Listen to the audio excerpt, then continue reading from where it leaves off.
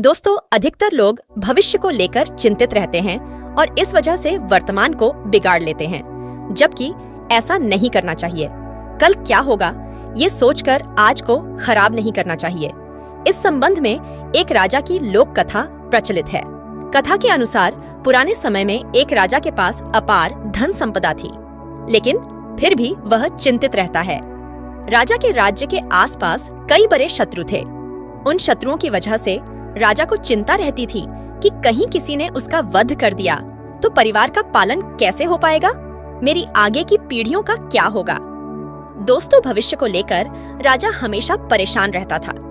एक इस चिंता के निवारण के लिए वह अपने राज्य के विद्वान संत के पास पहुंचा। संत को राजा ने अपनी समस्या बताई। संत समझ गए थे कि राजा कल की चिंता में आज खराब कर रहे हैं।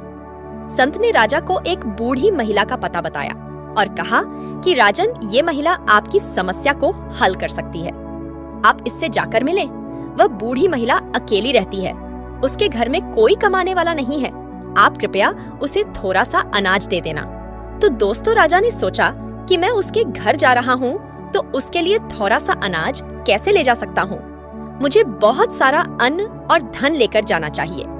ऐसा सोचकर राजा अपने सेवक के साथ अनाज और स्वर्ण मुद्राएं लेकर बूढ़ी महिला की झोपड़ी में पहुंच गया।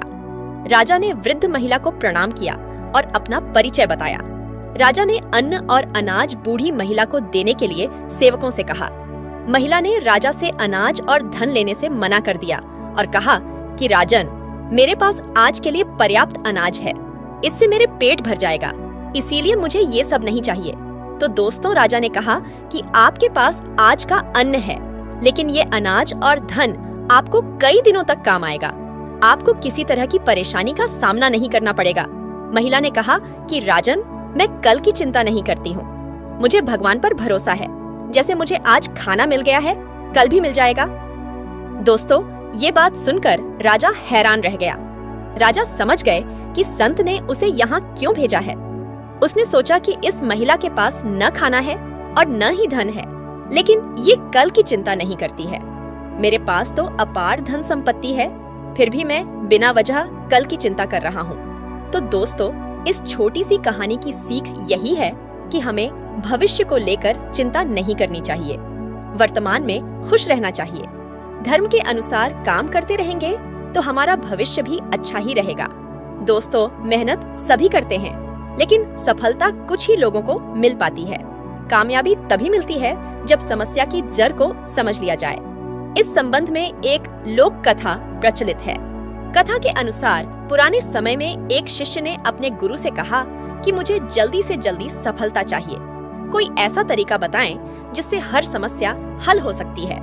गुरु ने शिष्य से कहा कि ठीक है, मैं एक ऐसा तरीका बता दूंगा जिससे सारी दिक्कतें दूर की जा सकती हैं, लेकिन पहले तुम मेरी बकरी को खूंटे से बांध दो। गुरु ने बकरी की रस्सी शिष्य के हाथ में पकड़ा दी। बकरी किसी से भी आसानी से काबू में नहीं आती थी। शिष्य ने जैसे ही बकरी को खूंटे से बांधने लगा, वह उछल कूद करने लगी। बहुत कोशिश करने के बाद भी बकरी काबू में नहीं आ रही थी। तब शिष्य ने चतुरता से उसे पकड़ा और उसके पैर रस्सी से बांध दिए। इसके बाद शिष्य ने बकरी को खूंटे से आराम से बांध दिया। गुरु ये सब देख रहे थे। शिष्य की बुद्धिमानी देखकर गुरु प्रसन्न हो गए। गुरु ने कहा कि ठीक इसी तरह किसी भी समस्या की जड़ को पकड़ लेने से बड़ी समस्या बहुत ही आसानी से हल हो सकती है। यही सफलता का मूल मंत्र है। दोस्तों, इस कथा का सार यह है कि विपरीत परिस्थितियों में भी हमें बुद्धिमानी से ही काम करना चाहिए। धैर्य बनाए रखें और सोच समझकर आगे बढ़ें। सबसे पहले समस्या की जड़ को समझें और फिर उसे हल करने की योजना बनाएं। तभी सफलता मिल सकती है। दोस्तों, समाज के कुछ लोग हमारे पक्ष में होते हैं तो कुछ विपक्ष में भी होते हैं। हमसे मतभेद रखने वाले लोग दूसरों के सामने बुराई करते हैं, हमारे काम में परेशानियां बढ़ाने का काम करते हैं। ऐसी स्थिति में हमें किन बातों का ध्यान रखना चाहिए, इस संबंध में एक लोक कथा प्रचलित है। प्रचलित लोक कथा के अनुसार पुराने समय में एक संत अपने शिष्य के साथ एक गांव में रुके। गांव के लोग संत के पास अपनी समस्याएं लेकर पहुंचने लगे। संत बहुत विद्वान थे। वे अपनी बुद्धि से सभी परेशानियों को दूर करने रास्ता बता देते थे। कुछ ही दिनों संत की प्रसिद्धि पूरे क्षेत्र में फैल गई। संत रोज प्रवचन भी देते थे। उनके उपदेश सुनने के लिए गांव में दूर दूर से लोग आने लगे। संत की बढ़ती प्रसिद्धि को देखकर गांव के एक पुजारी को जलन होने लगी। वह सोचने लगा कि इस तरह तो उसके भक्त भी संत के पास पहुंचने लगेंगे। पुजारी जलन की वजह से संत को शत्रु मानने लगा था। पुजारी ने संत की छवि खराब करना शुरू कर दिया। वह गांव के लोगों को कहने लगा कि ये संत पाखंडी है और लोगों मूर्ख बना रहा है। पुजारी के कुछ साथी भी इस काम में उसका साथ दे रहे थे। एक दिन संत के शिष्य ने गांव में अपने गुरु की बुराई सुनी तो वह क्रोधित हो गया। शिष्य तुरंत ही गुरु के पास पहुंचा और गांव में हो रही बुराई के बारे में बताया।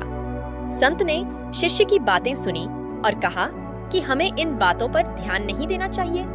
अगर हम उस पंडित से वाद विवाद करेंगे तो भी ये बातें चलती रहेंगी। जिस तरह हाथी पर कुत्ते भौंकते हैं लेकिन हाथी अपनी मस्त चाल में चलते रहता है, ठीक उसी तरह हमें भी ऐसी बुराइयों पर ध्यान नहीं देना चाहिए। अपने काम में मन लगाना चाहिए। दोस्तों, बच्चों को शुरू से ही अच्छे काम करने के लिए प्रेरित करना चाहिए, तभी वे अच्छे इंसान बनते हैं। इस संबंध में एक लोक कथा प्रचलित है। कथा के अनुसार पुराने समय में एक संत अपने शिष्य के साथ भिक्षा मांगते मांगते एक घर के बाहर पहुंचे। उन्होंने भिक्षा देने के लिए आवाज लगाई तो अंदर से एक छोटी बच्ची बाहर आई और बोली कि बाबा, हम बहुत गरीब हैं, हमारे पास देने को कुछ नहीं है, आप आगे जाइए। संत ने कहा कि बेटी, तुम मना मत करो। अगर तुम्हारे पास हमें देने के लिए कुछ नहीं है तो अपने आंगन की थोड़ी सी मिट्टी ही दे दो। छोटी बच्ची ने तुरंत ही आंगन से एक मुट्ठी मिट्टी उठाई और भिक्षा पात्र में डाल दी। संत ने बच्ची को आशीर्वाद दिया और आगे बढ़ गए। कुछ दूर चलने के बाद शिष्य ने संत से पूछा कि गुरुजी, मिट्टी भी कोई लेने की चीज है, आपने भिक्षा में मिट्टी क्यों ली? संत ने शिष्य को जवाब दिया कि आज वह बच्ची छोटी है और अगर वह मना करना सीख जाएगी तो बड़ी होकर भी किसी को दान नहीं देगी। आज उसने दान में थोड़ी सी मिट्टी दी है, इससे उसके मन में दान देने की भावना जागेगी। जब कल वह बड़ी होकर सामर्थ्यवान बनेगी तो फल फूल और धन भी दान में देगी। प्रसंग की सीख यह है कि बच्चों को शुरू से ही अच्छे काम करने के लिए प्रेरणा देनी चाहिए, तभी वे बड़े होकर अच्छे इंसान बनते हैं। तो दोस्तों, उम्मीद करता हूँ कि आपको यह कहानी अच्छी लगी होगी, तो दोस्तों औरों के साथ भी शेयर करें और चैनल पर नए हैं तो चैनल को सब्सक्राइब जरूर कर लें, ताकि आपको इस चैनल के माध्यम से इसी प्रकार की मोटिवेशनल कहानी सुनने को आगे भी मिलता रहेगा। धन्यवाद दोस्तों।